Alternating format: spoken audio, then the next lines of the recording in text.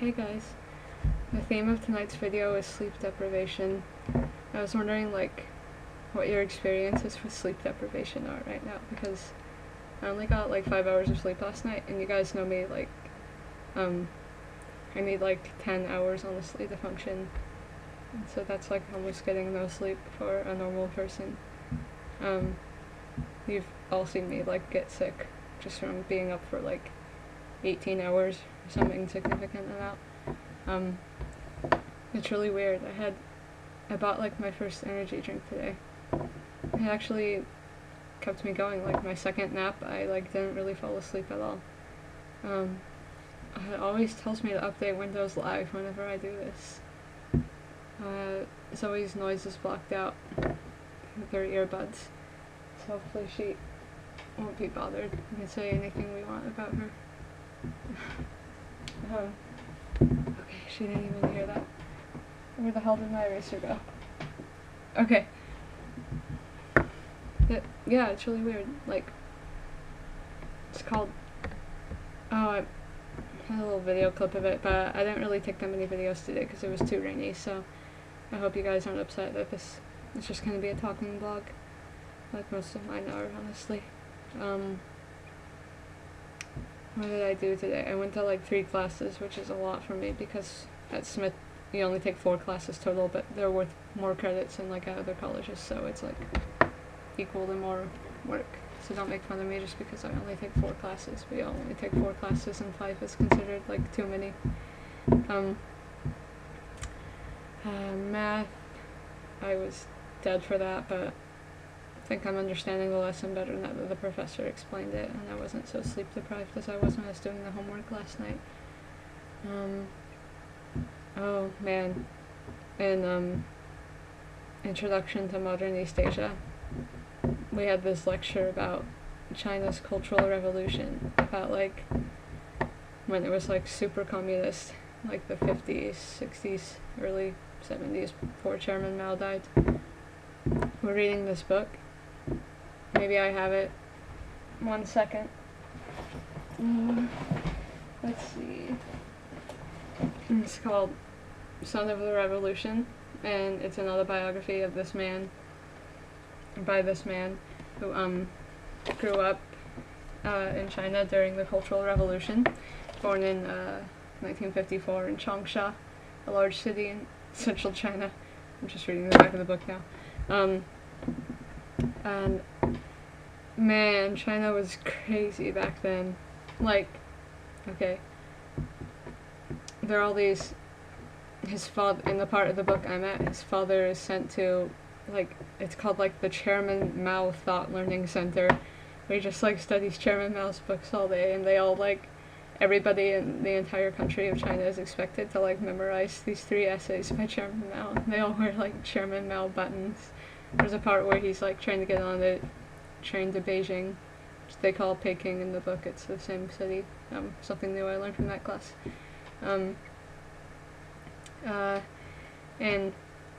he doesn't have his Beijing city card, because back then you had to have a residence card to reside in a city or a work unit or whatever. They literally live in units. Isn't it weird, with loudspeakers telling them when to listen to the radio?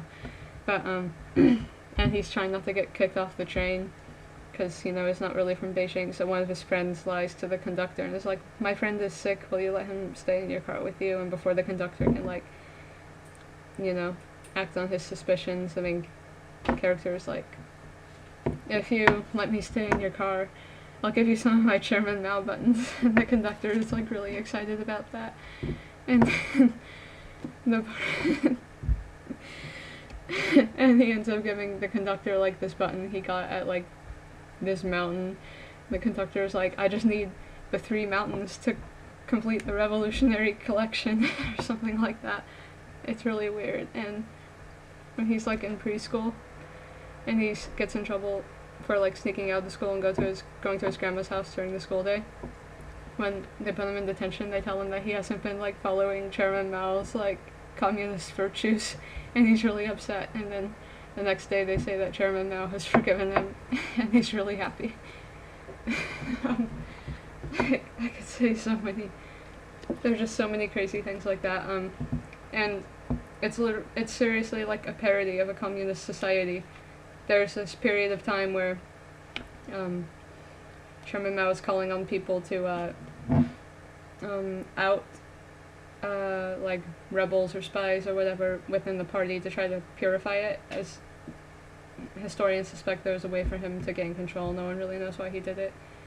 And so the main character is like just walking around his city and inside his father's work unit, the newspaper building, and it's like surreal. He says there were posters covering every building and each of them had like a different message, like down with so and so, and they would refer to like individuals inside the work unit. His father is one of the people who gets slandered by one of the posters, and their lives are pretty much ruined for it. And I guess back then Americans weren't really allowed into China. They didn't really know like that much detail about what was going on. They only learned through like the refugees who had fled to Taiwan, Hong Kong.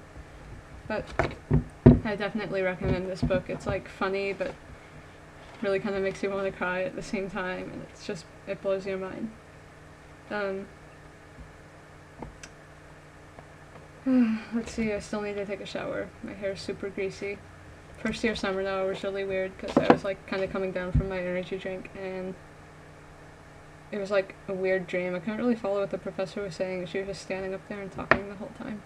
I think it was about immigrants to Italy and how everybody thinks like gypsies are criminals there. And then we watched like some Italian like television shows with like half naked women dancing that like show how sexist Italians are or something. But you know, of course it's like stereotyping. She just means like the media. And I went to a transcending gender meeting. I always say it was super fun. I should have like stayed at Elise's house. Elise is a member of the org who's like a grad student. I guess everybody there got to like ride in a sex swing and like have their first kiss with a male to female transgender. Sounds super fun. I postponed a lot of my homework so I can get to bed sooner, but I'm probably only going to be getting like 8 or 9 hours of sleep anyway. It's not enough for me. My head feels like really warm, so do my hands. The city is so beautiful right now. It's like gold flecks all over the street because of the way the light reflects off the water on the ground. I just want to pull everybody over who walks by me and just tell them my entire life story. I'm getting to that point where like I'm so tired that I'm like moving to another plane of existence. You know what I mean?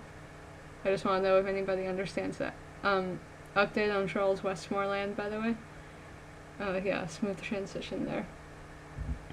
I was looking for this town called like Hadley on the map because I was thinking about getting a zip car to drive there, but couldn't get the zip car. You have to reserve it at least like a week ahead of time. It's ridiculous. And so I was looking at like Western Massachusetts on the map, and like a little bit above Northampton was a town called Westmoreland. If that's not destiny, I don't know what is destiny. And